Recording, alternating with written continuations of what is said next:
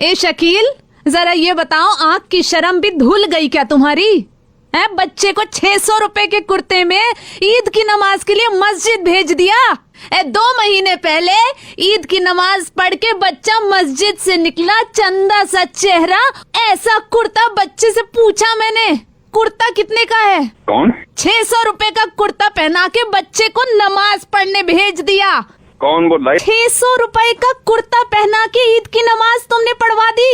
आप कौन है पहले ये तो बताइए आप। 600 रुपए का कुर्ता पहना के कर रहा हूँ, ये क्या ईद गए हो गए 2 महीने? मैंने अपने बेटे को 600 का बनाया, किसी का बनाया? आप कौन है? आप क्या? अरे छोड़ो तुम्हें, अरे तुम्हें इज्जत की इतनी, अरे खानदान की तो इज्जत की परवाह किया करो। ईद की नमाज के लिए बच्चे को 600 रुपए का कुर्ता क्यों पहनाया तुमने? एक कम से कम 25,000 का तो पहनवाते। अरे देखिए 25,000 का कुर्ता नहीं होगा तो क्या नमाज नहीं होगी? यही बात मैं समझाना चाह रहा हूं आपको शकील साहब कि अगर 1.5 लाख रुपए का बकरा नहीं करेंगे तो क्या कुर्बानी नहीं होगी?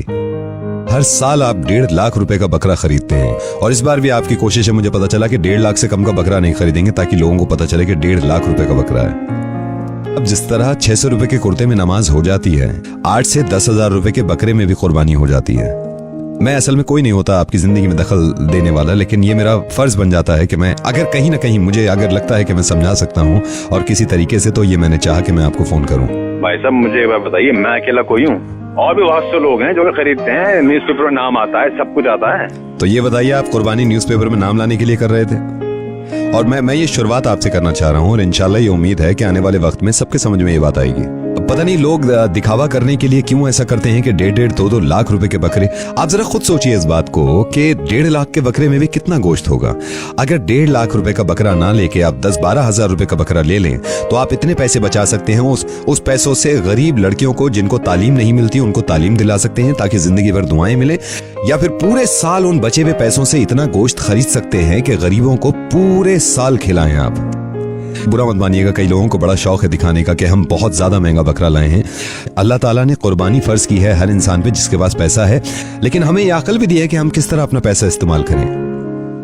और मैं सभी से गुजारिश करूंगा, अगर आप भी सुन रहे हैं इस बात को, तो बहुत सारे लोग हैं जो जानबूझकर बकरे के पैसे बढ़ा के बताते हैं, 4 गुना बढ़ा के बताते हैं। प्लीज जितने का खरीदा हो इतने का बताया करें, क्योंकि हो सकता है कि किसी का कुर्बानी करने का इरादा हो और आपके रेट सुन के वो शायद हिम्मत ना करें कि नहीं इतनी महंगी कुर्बानी तो हम नहीं करेंगे।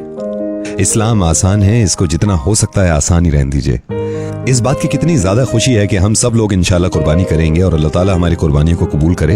उन 1.5 लाख रुपयों का कितना इस्तेमाल कर सकते हैं आप अपने रिश्तेदारों में, अपने अजीजों में। कोई इंसान परेशान है, उसको पैसा देके, तो ये ज्यादा बेहतर है। ये सोच के कुर्बानी मत करिएगा, कुर्बानी सिर्फ और सिर्फ अल्लाह ताला के लिए है।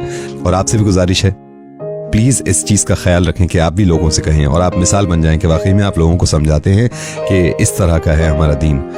मैं नवेद बोल रहा हूँ और मुझे माफ़ कर दीजिएगा अगर मैंने ज़रा सा भी आपका दिल दुखाया है, और मैं चाहता नहीं, लेकिन मुझे ये लगा कि शायद मैं कुर्ते का एग्जाम्पल दूं तो शायद आपके समझ में आ जाए, क्योंकि आपको मालूम है कि 600 रुपये का भी कुर्ता होगा तो उसमें नमाज होगी आपकी। बात सुनिए आप नवेद, मैं इंशाल्लाह आने वाले वक्त में ये तमाम चीज़ों का ख्याल रखूँगा कि कुर्बानी की तरह हो और उसमें कोई दिखावा ना हो, रियाकारी ना हो। जज़ाकल्लाह, दुआ में याद रखिएगा। अल्लाह हाफिज़। ठीक है, जज़ाकल्लाह।